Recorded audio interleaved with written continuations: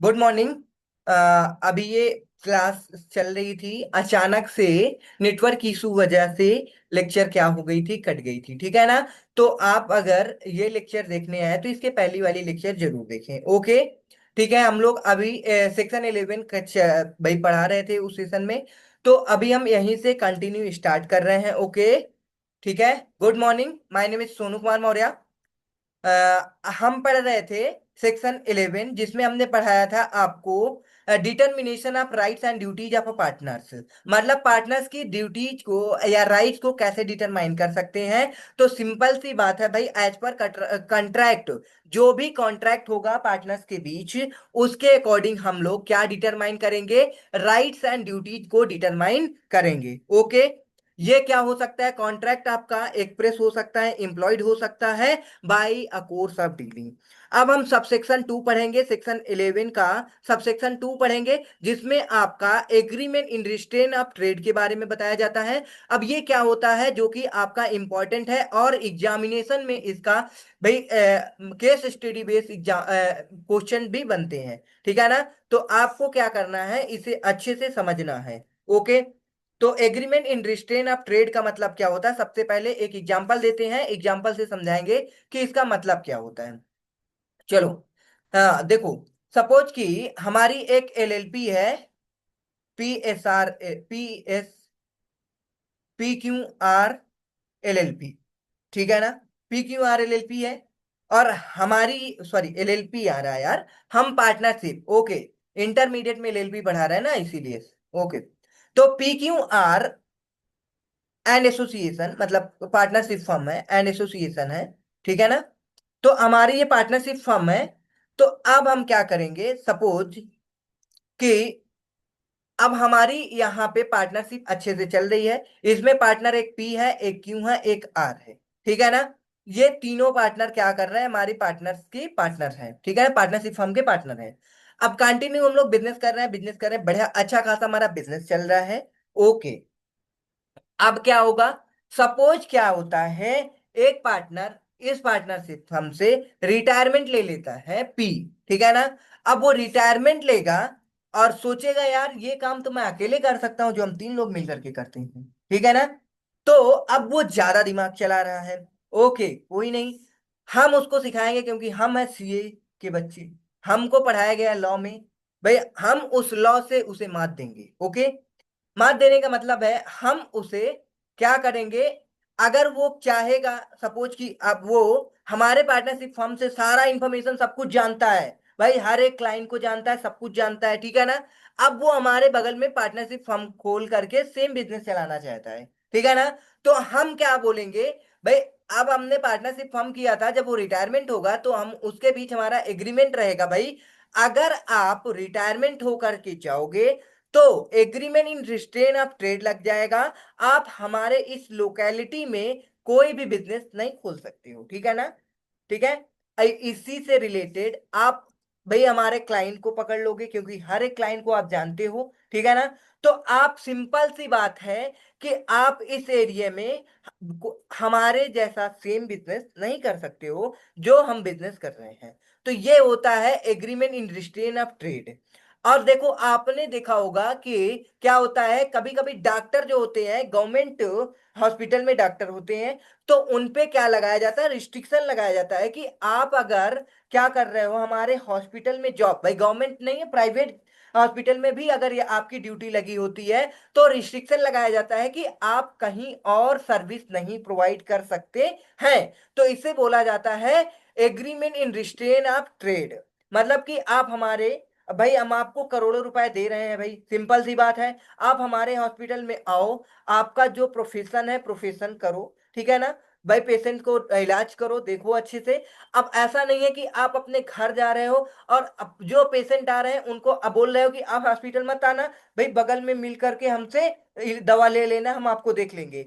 तो ये करना क्या है, गलत है, और ये लॉ के अगेंस्ट है, ठीक है ना। तो ये सेक्शन 11 सब सेक्शन 2 के अकॉर्डिंग आप वो अपने पार्टनर पे रिस्ट्रिक्शन लगा सकते हो, agreement in restraint of trade, nothing भी एनीथिंग, क्या है, नॉट भी standing anything, not with standing anything contain in section 27। देखो सेक्शन 27 में क्या लिखा है भाई, सेक्शन 27 में लिखा है कि आप किसी को रिस्ट्रेन ऑफ ट्रेड के लिए नहीं कर सकते हैं। इस रिस्ट्रेन ऑफ ट्रेड का एग्रीमेंट करना वॉइड है। क्या है? रिस्ट्रेन ऑफ ट्रेड का एग्रीमेंट करना वॉइड है, सेक्शन 27 में बताया जाता है। लेकिन इस केस में एक्सेप्शन में, सेक्शन 27 के एक्सेप्शन में आपको ये agreement in restraint of trade पढ़ाया जाएगा, और एक्सेप्शन में आप agreement in restraint of trade लगा सकते हैं। ठीक है ना? ऐसे किसी पे नहीं आप लगा सकते। सपोज एक पी क्यू आर एक एसोसिएशन फर्म चल रही है, और कोई अपना अगला बंदा आता है, हमारे पास कोई बिजनेस साइड में खोलना चाहता है, तो हम उसे मना नहीं कर सकते, उस पे agreement in restraint of trade का भाई प्रोविजन नहीं लगा सकते। केवल अपने पार्टनर पे लगा सकते हैं, जिसके लिए इस लॉ में अलाउ है। ठीक है ना? सेक्शन 27 के एक्सेप्शन में भी है, और सेक्शन 11 सब सेक्शन 2 में बताया गया, और ये लिखा भी है नथिंग, वो not standing anything contain in section 27। Section 27 में साफ लिखा हुआ है कि रिस्ट्रेन ऑफ ट्रेड करना वॉइड है। ठीक है ना? द कॉन्ट्रैक्ट एक्ट 2000 1890 से वो सॉरी 1872 इंडियन कॉन्ट्रैक्ट एक्ट में ये चीज आपको बताई जाएगी। ठीक है ना? Such contract may provide that a partner shall not carry on a business other than that of the firm while he is a partner. Simple, जब आप पार्टनर हो तो कोई इसी से रिलेटेड, ठीक है ना, या फिर एनी अदर बिजनेस आप नहीं कर सकते। एनी बिजनेस, देखो एनी बिजनेस भी लगा दिया, कोई भी बिजनेस आप नहीं कर सकते, any business other than of the firm, firm के अलावा कोई और बिजनेस आप नहीं कर सकते हैं। ठीक है ना? तो ये है आपका agreement in restraint of trade. आगे क्या है देखो, partnership is relation in relation imminently depending on the concept of the partners parties not only for its existence. कह रहा है partnership is a relation, okay, imminently depending on the consent of the parties. ठीक है ना? अगर आपस में, भाई कहने का मतलब है आपस में कंसेंट है तो कोई दिक्कत नहीं है। Not only for existence but for the terms of the agreement, अगर एग्रीमेंट में है all the thing consistent with its essential nature and purpose and agreement to become a partner in the first. ठीक है ना? instance are to vary the terms at any time need not be manifested in any particular form। ठीक है ना? आपका section 11 हो गया। अब आएगा section 12, the conduct of the business. The conduct of the business section 12, subject to contract between the partners, मतलब partners के बीच किस प्रकार का कंट्रैक्ट रहेगा। ठीक है ना? Subject to contract between the partners, every partners has a right to take part in the conduct of a business. Simple सी बात है भाई, ऑल पार्टनर्स क्या है, take a part of conduct in the business, कि सारे partners conduct कर सकते हैं बिजनेस को। Okay, every partner is bound to attend diligently to his duty, मतलब हर एक पार्टनर डिलीजेंटली अपनी ड्यूटी को परफॉर्म करने के लिए बाउंड है इन the conduct of the business, business के कंडक्ट में। ओके, ठीक है? तो कोई भी पार्टनर है तो वो क्या है, all the partner take part in the conduct of the business and every partner bound to attend diligently का मतलब होता है वो कहें तो ट्रूथफुली, एंड कहने का मतलब है faith of the business, good faith में, to his duty in the conduct of the business, और बिजनेस को कंडक्ट करेगा। ठीक है ना? नेक्स्ट है any difference arising as to ordinary matter connected with the business may be decided by majority of a partners of the partners, and every partner shall have the right to express his opinion before the matter is decided, but no change may be made in the nature of the business without the consent of all partners। Okay, any difference arising as to ordinary matter connected with the business may be decided by the majority। कह रहा है कि अगर किसी भी matter है जिसमें ordinary matter business में है, डिसाइड कर रहे हैं, तो मेजोरिटी ऑफ द पार्टनर्स का कंसेंट होना कंपलसरी है। एंड कह रहा है every partner shall have the right to express his opinion. और जो आप डिसाइड कर रहे हो क्या बिजनेस में किसी भी ऑर्डिनरी मैटर को कंडक्ट करने के लिए, तो हर एक पार्टनर का ओपिनियन लेना कंपलसरी है before the matter is decided. मतलब मैटर को डिसाइड करना, कि मान लो कि आपने कोई भी चीज डिसीजन लिया है कि ये भाई एक्टिविटीज कंडक्ट करनी है पार्टनरशिप फर्म में, तो सबसे पहले आपको मेजोरिटी लेना पड़ेगा पार्टनर्स का, और यूरी पार्टनर का राइट है कि अपना ओपिनियन एक्सप्रेस करे, ठीक है ना। बट नो चेंज में be made in the nature of the business without the consent of all partners. जब तक सारे पार्टनर्स का कंसेंट नहीं मिल जाता, तब तक आप किसी भी प्रकार का बिजनेस के नेचर में चेंज नहीं कर सकते हो। ओके, लेट्स गो एड, हम आगे बढ़ेंगे। Subsection, sorry, section 12 clause D है आपका। Every partner has a right to access to and to inspect. मतलब कि हर एक पार्टनर के पास राइट है कि बुक्स को क्या करे, वो एक्सेस करे और इंस्पेक्ट कर सकता है and copy any of the books of the firm. Firm की किसी भी बुक्स को वो एक्सेस कर सकता है, या उसे लगता है कि चेक करना चाहिए तो इंस्पेक्ट कर सकता है। Okay, every partner has a right to have access to and to inspect and copy any of the books of the firm. तो ये था आपका क्लॉज डी। अब हम पढ़ेंगे क्लॉज ई के बारे में। इन the event of the death of a partner, मतलब कोई भी पार्टनर का क्या हो जाता है, डेथ हो जाता है, तो हिज लीगल, मतलब heirs and legal representative or their his duly authorised agent. मतलब जो भी एजेंट अथोराइज किया जाएगा, या फिर कोई भी हायर किया जाएगा, या फिर उसका लीगल हायर होगा, लीगल रिप्रेजेंटेटिव जिसे कहते हैं, शैल हैव राइट टू, उसका क्या है, राइट है एक्सेस करने का एंड टू इंस्पेक्ट करने का, क्या, the copy of any of the books of the firm.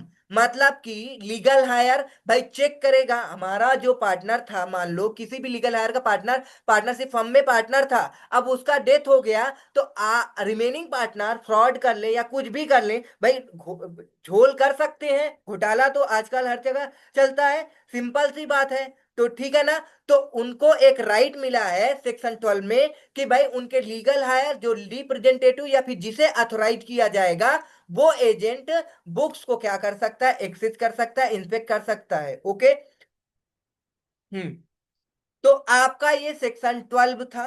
अब section 12 A, right to take part in the conduct of the business, every partner has the right। हमने जो clause A पढ़ा है उसको proper explanation करके बता रहा है क्लॉज ए में, ठीक है ना। सेक्शन 12 क्लॉज ए जो है, every partner has right to take part in the business of the firm।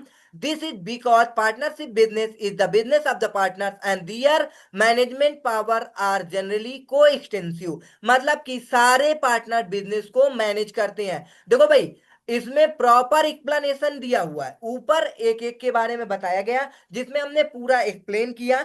अब बुक भी ऐसी है जिसमें प्रॉपर एक्सप्लेन कर दिया है हर एक क्लॉज को। ओके, तो ये सेक्शन 12 क्लॉज ए था। इसमें बताया गया था right to take part in the conduct of the business में every partner has right to take part in the business of the firm. This is because partnership business is the business of the partners, क्योंकि partners का business है, ठीक है ना, और वो management को संभालते हैं। सारे के सारे पार्टनर्स ही इस बिजनेस को संभालते हैं। कहने का मतलब है all the partners take part in the conduct of the business. Okay, जैसे कि एग्जांपल दे रखा है, to now suppose the management power of the particular partner is interfered with and he has been wrongfully precluded from participating therein, can the court infer in these circumstances? The answer in the, भाई court क्या पूछ रहा है, can the court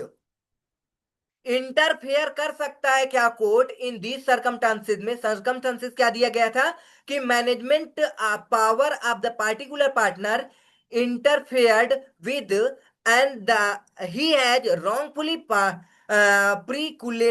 precluded from ah participating therein, ठीक है ना। तो कहने का मतलब है कि ये पूछ रहा है कि क्या कोर्ट इसमें इंटरफेयर कर सकता है या नहीं कर सकता, ठीक है ना। तो अब देखो the answer is in the alternative है, the court can and will by injunction restrain other partners from doing so. मतलब कि एक इंजेक्शन एंड रिस्ट्रेन का जो प्रोविजंस है उसके अकॉर्डिंग क्या कोर्ट कर सकता है, इंटरफेयर कर सकता है। It may be noted in this connection that a partner who has been wrongfully deprived of the right, मतलब उस पार्टनर को रॉन्गफुली डिप्रोवाइड किया गया है right of the participation in the management, has also other remedies. Example है suit for dissolution, remaining partner suit कर सकते हैं डिजुलेशन के लिए पार्टनरशिप फर्म को। A suit for account without seeking dissolution, वो अकाउंट्स को चेक कर सकते हैं। The above mentioned provisions of law will be applicable only if there is no contract of the to the contrary between the partners. It is quite common to find a term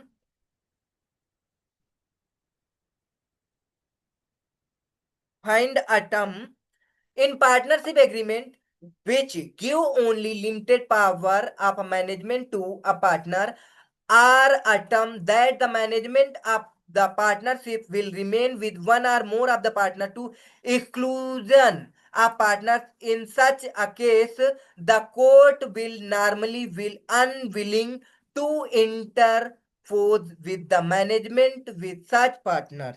Okay, are partners unless it is clearly made out that something was done illegally। अगर आप किसी भी प्रकार का illegal भाई कुछ act करते हैं, or in breach of the trust propose such in such partner, तो कोर्ट क्या कर सकता है, इंटरफेयर कर सकता है, ठीक है ना। तो ये आपका कौन सा सेक्शन था, section 12 subsection A and subsection sorry clause A clause B था, ठीक है ना।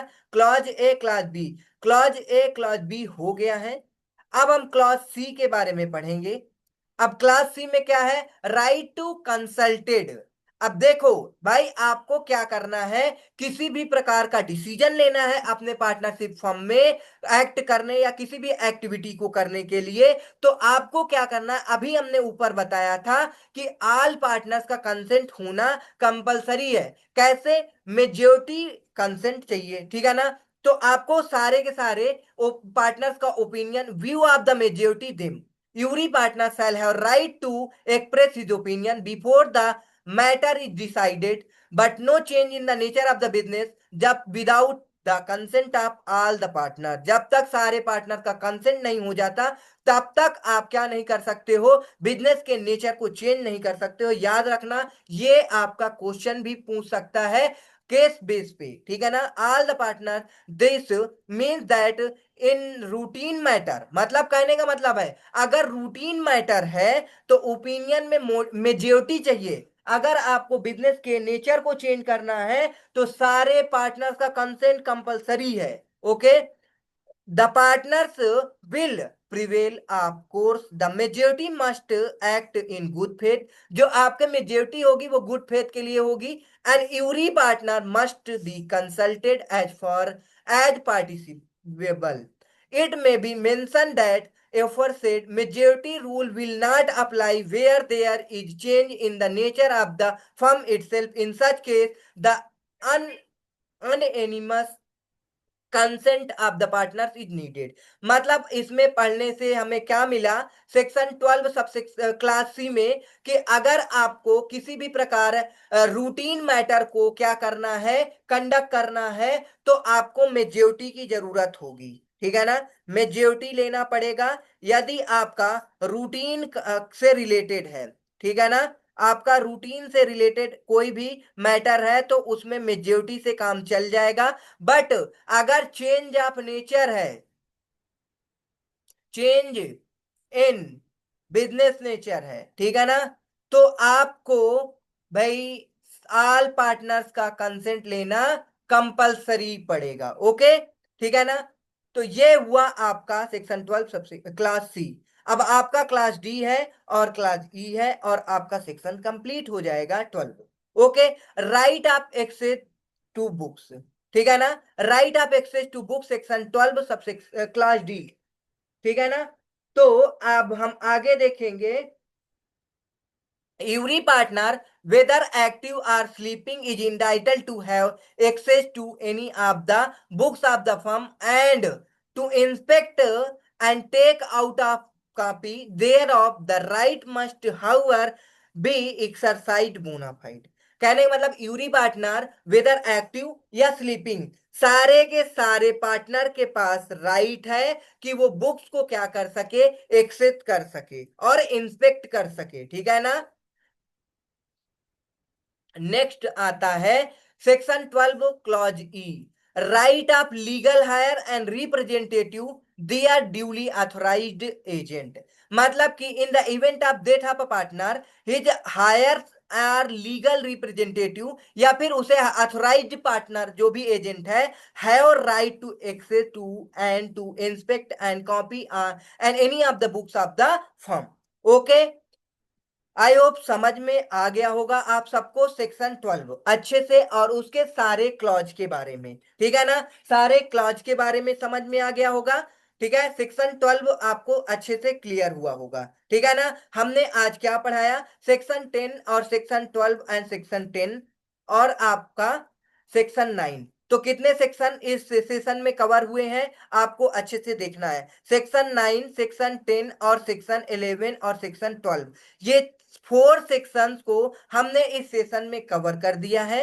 अब आपकी ड्यूटी बनती है कि आप लोगों को इसको अच्छे से रीड करना है और इसकी प्रॉपर सेक्शन वाइज समरी बना करके माइंड मैपिंग करनी है। ओके, जिससे कि आप अपने से लिखते हो तो आपको रिटेन रहता है, लॉन्ग टाइम तक उसे आप याद रख पाते हो। अगर आप इसे अपने से समरी बना करके याद नहीं करेंगे तो आपको रिटेन नहीं होगा। Okay, now you understand section 9, 10, 11, 12। I hope अच्छे से समझ में आया होगा, ठीक है। तो भाई सेशन को लाइक करो और कमेंट भी करो, सब्सक्राइब करो, दोस्तों को शेयर भी करो, ठीक है। ओके, थैंक्स फॉर वॉचिंग, मिलते हैं नेक्स्ट सेशन में भाई इसके आगे के सेक्शन को जिसमें हम कवर करेंगे।